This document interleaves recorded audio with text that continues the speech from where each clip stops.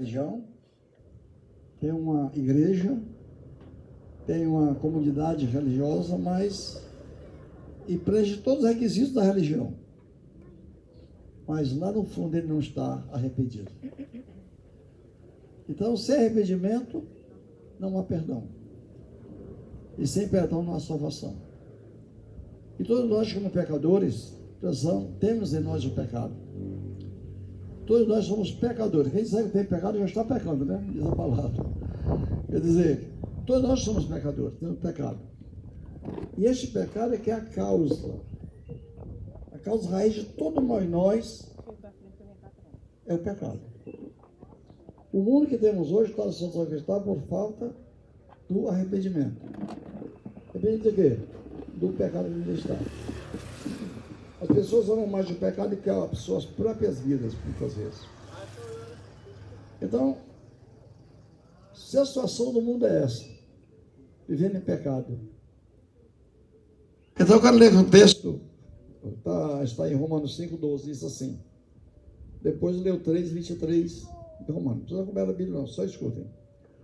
Portanto, assim como o pecado entrou no mundo por meio de um só homem. Então eu vou falar, onde eu li, a escolha feita por Adão, né? E o seu pecado trouxe consigo a morte. Trouxe consigo o quê? A morte. Só para ele? Não. Vamos ver aqui. Com ele, a morte.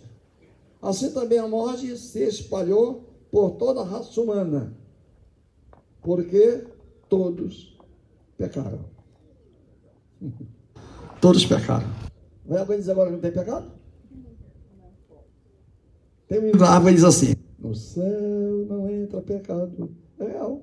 Entra no pecado do céu? Não. Você vai para o céu porque você é crente? Não. Porque você é pastor? Não. Porque você lê a Bíblia?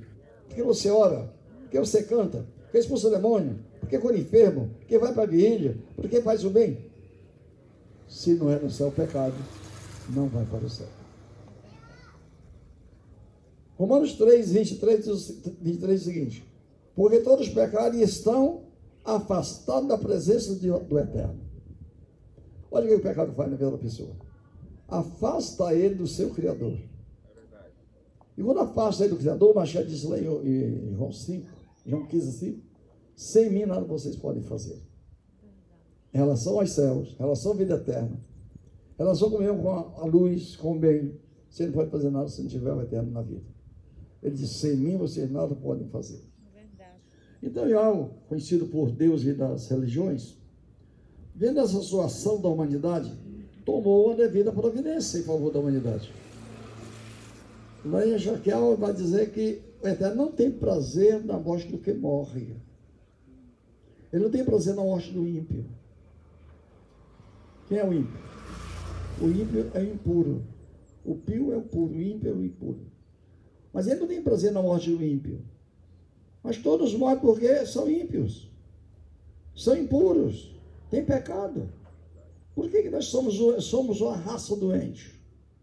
Por que nós ficamos... Os homens primitivos, eles tinham de 3 metros e 54 metros de altura. Por que ficamos tão rastíssimos, tão pequenininhos? 1,50, 1,60. Hoje com 1,80 já é um homem zarrão. Isso aí já tem o que? 1 metro e... É uma vara de tirar a coco do nosso meio. Mas na pressão dos homens primitivos era um pirralhozinho. Está na batia da cintura dos homens. Sabe? Porque o pecado vai destruindo o homem em todos os sentidos. Por que os homens antigamente eram tão inteligentes e nós somos tão burros? Porque o pecado destruiu a nossa inteligência. Você vê que Adão era o homem das cavernas, o homem das selvas, o homem que não tinha instrução de ninguém. O Eterno deu uma responsabilidade dele: olha, eu vou trazer para você, vai dar o nome a tudo que eu criei. Esse cabra é inteligente. Deu o nome, nomeou tudo a criação do Eterno. Eterno não deu nome a ninguém. Ele criou, está aí. É contigo agora. E ele nomeou cada ser que o Eterno tinha criado. E vem as descobertas que temos hoje, todas oriundas daqueles homens que não foram instruídos em faculdades, que não tiveram mestres, mas eles entendiam os astros, entendiam as coisas. Quer dizer, inteligência tremenda. Mas nós fomos perdendo essa inteligência. Então, o Eterno, vendo essas condições, ele tomou uma providência em favor da humanidade. Gálatas 4,4 diz assim: mas, quando chegou o tempo, é certo, determinado pelo próprio Criador, o Eterno enviou seu Filho. Olha aí. Ele nasceu de uma mulher, em uma cultura que pervertia a Torá em seu legalismo. Isso falando dos israelitas, que são os judeus, e hoje, em termos geral, das religiões. Hoje, a palavra do Criador, a Torá do Eterno, que é a palavra Torá, ensino do Eterno, está pervertida pelas religiões. Cada grupo religioso cria uma ideia de doutrina diferente da outra. Promete o céu de um jeito, promete o céu do outro, é céu de toda cor, todo nível. Então, o Eterno, para solucionar esse problema da humanidade, é o único meio, o único que não existia outro. Lá em Hebreus capítulo 10, versículo 5, diz que quando ele foi penetrar no mundo, o Eterno ia entrar no mundo, passava. O Eterno criou o mundo, mas o Eterno não estava no mundo. Agora ele vai entrar no mundo com providência e salvação. Prover o meio de salvação. Só que para ele entrar no mundo, para salvar a sua humanidade caída, ele preparou um corpo para ele habitar na terra. Chegou a preparar no ventre de Miriam, chama de Maria, né? Aquela mulher que foi agraçada diante do Eterno, como uma mulher pura diante do Criador, e ela foi o vaso usado pelo Eterno para trazer ao mundo aquele homem que derramaria sangue para salvar a humanidade, porque nele estava o Eterno habitando. Aquele homem ia ser o tabernáculo, ia ser a habitação do Eterno entre os homens. Ele vai dizer lá em João capítulo 14, versículo 10, que o Pai habita nele, que o Pai está nele e que ele está no Pai. Não tem diferença. Não, ele nasceu de uma mulher. É dito nas religiões que o Salvador veio do céu.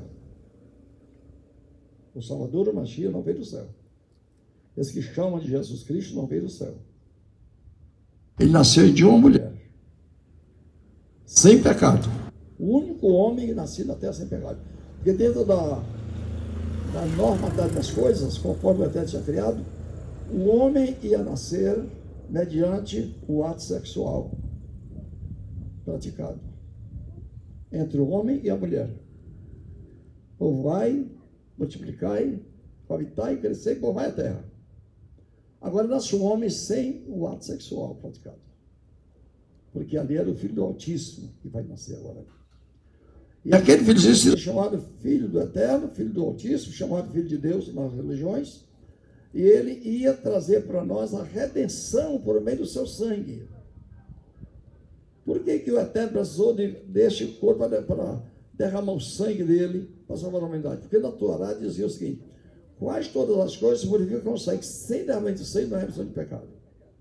A humanidade toda precisava ser remida dos seus pecados, mas precisava ter sangue derramado.